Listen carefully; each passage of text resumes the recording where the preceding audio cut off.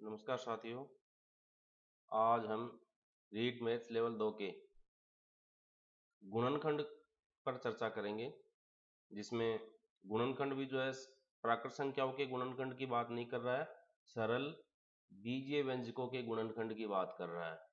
यानी कि जो अब तक अपन ने बीजीय व्यंजकों का जोड़, बाकी, गुणा, भाग और सर्वसम्मिकाओं पर आधारित प्रश्न किए थे, तो आज उन्हीं बीजीय व्यंजकों पर आधारित अपन गुणनखंड को देखेंगे। तो देखिए, इस पर आगे बढ़ने से पहले अपन ये देखते हैं कि प्राकृत संख्याओं के गुणनखंड में हमने क्या देखा था। कुछ सामान्य जानकारी है जो प्राकृत संख्याओं के बारे में आपने पहले पढ़ी है। उस जानकारी को लेने के बाद में अपन बीजीय व्यंजकों के गुणनखंड पर चर्चा करेंगे। तो देखिए, प्राकृत संख्या जो होती है ना, उसको नेचुरल नंबर बोलते हैं।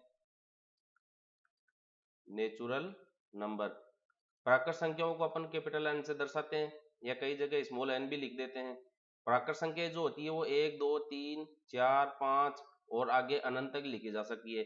यानी कि ये 1 से शुरू होती है और अनंत पर खत्म हो जाती है। और दूसरी बात ये देखिए, इसमें जीरो भी नहीं है और ऋणात्मक संख्याएं भी नहीं है। जीरो और ऋणात्मक संख्या इसमें नहीं आती है। प्राकृत संख्या 1, 2, 3, 4, 5, 6 आदि धनात्मक संख्याएं होती है। आगे देखिए, किसी संख्या का गुणनखंड वे संख्याएं होती है जिन्हें आपस में गुणा करने पर पुनः वही संख्या प्राप्त हो जाए।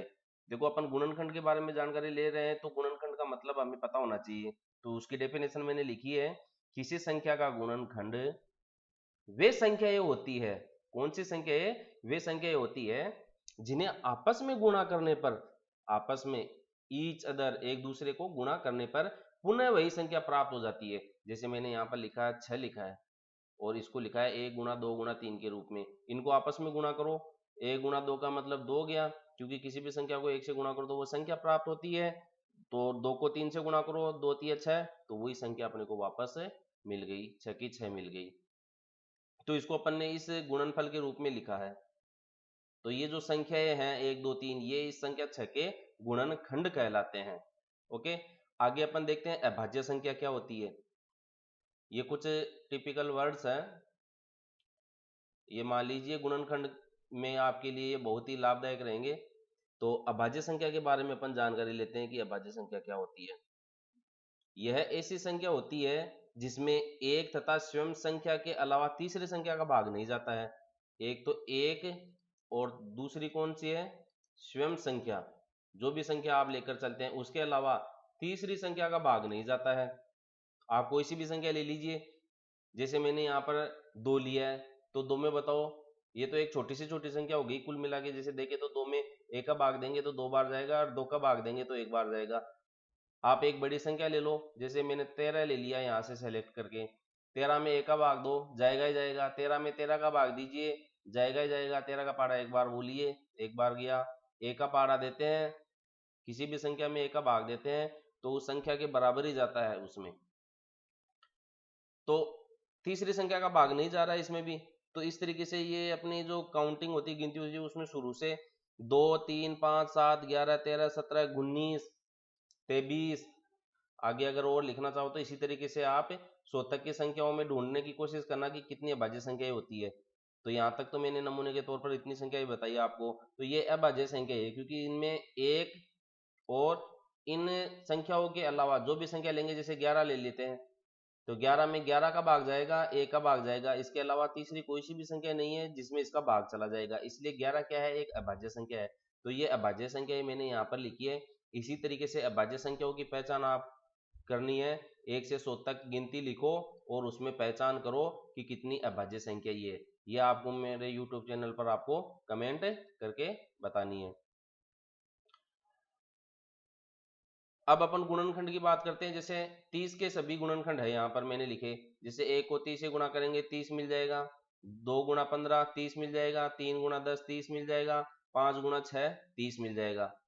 30 की जो गुणनखंड है वो हमें इतने रूप में प्राप्त हो रहे हैं।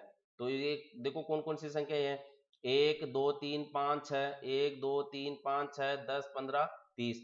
तो 30 में जो है इतनी संख्याओं का भाग जा रहा है। 30 में क्या है?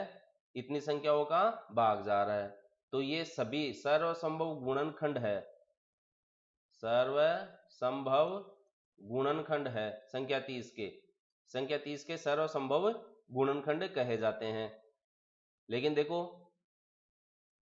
गणित में जब बात करते हैं गुणनखंड की तो प्राय देखा क्या जाता है कि जब गुणनखंड की बात करते हैं तो वो सर्वसंभव गुणनखंड की बात न करके अभाज्य गुणनखंड की बात करता है।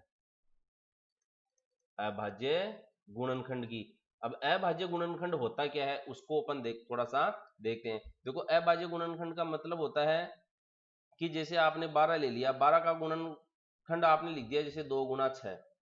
ओके, लेकिन हम देख रहे हैं कि इस 2 का तो आगे टुकड़ा नहीं हो रहा है कोई भी, लेकिन इस 6 का आगे टुकड़ा हो रहा है, इसको अपन 2 गुना 3 लिख देते हैं।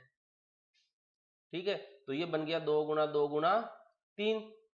तो कोई भी अगर ऐसी संख्या गुणनखंड में उपस्थित है जिसका फिर आगे अपन फिर गुणनखंड कर सकते हैं, तो इसका हमें आगे तक ही गुणनखंड करना है, और ऐसी स्थिति तक गुणनखंड करने हैं जब उसका अंतिम हम गुणनखंड नहीं कर पाए। जैसे अब 6 का हमने 2 गुना 3 कर दिया, अब 2 गुना 3 ये 2 संख्या प्राप्त होगी, लेकिन इन 2 संख्याओं का आगे अपन गुणनखंड नहीं कर सकते हैं। जब ऐसी संख्याएं प्राप्त हो जाए जिनका आगे गुणनखंड करना संभव नहीं हो, तब वहां पर अपने को रुके जाना है। तो वो जो संख्या होती है वो अभाज्य गुणनखंड के रूप में जानी जाती है। जैसे 30 के अभाज्य गुणनखंड अपने को ज्ञात करने हैं, तो इसको अभाज्य गुणनखंड जब भी ज्ञात करने हो आपको आंख मीच कर आप भागफल विधि काम में लीजिए। भागफल विधि से अभाज्य गुणनखंड ज्ञात कीजिए। तो सबसे छोटी संख्या का भाग लगाइए भागफल विधि के लिए। 30 में 2 का भाग लगाया 15 बार गया। अब 15 क्या है, 5 और 1 6, अंकों का योग 6 हो गया। अंकों का योग 6 होने पर उसमें 3 6 9 का भाग जाता है, तो 3 का भाग देंगे, 3 पंचे 15, फिर 5 का भाग जाएगा, सीधा सीधा दिख रहा है 5 एकम 5। 5 में अन्य किसी संख्या का भाग नहीं जा रहा, तो ये एक अभाज्य संख्या भी है। ये तीनों ही अपने को एक अभाज्य संख्या प्राप्त हो रही है। तो 2 गुना 3 गुना 5, तो ये 30 के अपने को अभाज्य गुणनखंड प्राप्त हो गई है। इनमें से ऐसी कोई सी भी संख्या आप बता दीजिए मुझे जिसका अपन आगे गुणनखंड कर सकते हो। नहीं है ना ऐसी कोई संख्या, इसलिए ये 2 गुना 3 गुना 5 संख्या 30 के अभाज्य गुणनखंड हो गए हैं। अभाज्य गुणनखंड ज्ञात करने के लिए आप भागफल विधि काम में लीजिए, छोटी से छोटी संख्या का भाग देते जाए और तब तक देते रहे जब तक अपने को एक प्राप्त नहीं हो जाए। आगे देखिए, यहाँ पर मैंने ऊपर कुछ शब्द संख्या 1 लिख दी यहाँ पर। जैसे 6 का अपन ने गुणनखंड की बात अपन करते हैं तो 1 गुना 2 गुना 3 लिखा, तो इस एक पर अपन डिस्कस करते हैं। साथ ही होता क्या है कि एक जो है ना सभी संख्याओं के साथ गुणनफल के रूप में रहता है। कोई सी भी संख्या ले लीजिए आप, जैसे ये अभाज्य संख्या लिखी है तो इन अभाज्य संख्याओं के साथ कोई दूसरी संख्या गुणा में नहीं है। मैंने पहले बीजीय व्यंजकों का जो जोड़वा की गुणा भाग किया था तब भी आपको बताया था कि अगर संख्या जैसे चर राशि अक्ष है, इसके साथ कोई संख्या गुणा में नहीं है, इसका मतलब एक उसके साथ सदैव गुणा में है। इसलिए एक को अपने को यहाँ गुणनफल के रूप में दर्शाने की आवश्यकता नहीं है, इसको गुणनखंड में भी दर्शाने की आवश्यकता नहीं है कि 6 का एक गुणनखंड है क्या। 6 के गुणनखंड कौन कौन से हो गए, 2 गुना 3, यही कहना सही होगा और आपका उत्तर भी सही होगा। ऐसी कोई बात नहीं कि आप एक नहीं बताओगे तो उत्तर गलत माना जाएगा, बिल्कुल भी नहीं माना जाएगा। एक को जब तक विशेष परिस्थितियां नहीं हो कोई, तब तक हमें इसे गुणनखंड के रूप में नहीं लिखना है। नोट लगाया मैंने विशेष, एक सभी संख्याओं का गुणनखंड है, इसलिए जब तक विशेष रूप से आवश्यकता नहीं हो तब तक एक को गुणनखंड के रूप में नहीं लिखना है।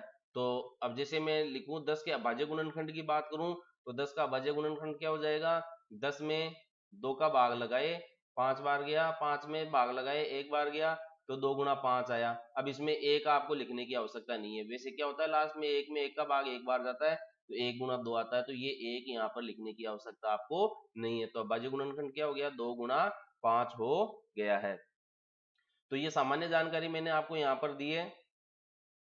गुणनखंड के लिए क्या है, आपको प्राकृत संख्याओं का गुणनखंड की जानकारी होनी चाहिए कि प्राकृत संख्याओं का गुणनखंड कैसे करते हैं, और उसमें अभाज्य गुणनखंड की बात आती है तो अभाज्य गुणनखंड कैसे करते हैं वही महत्वपूर्ण होता है।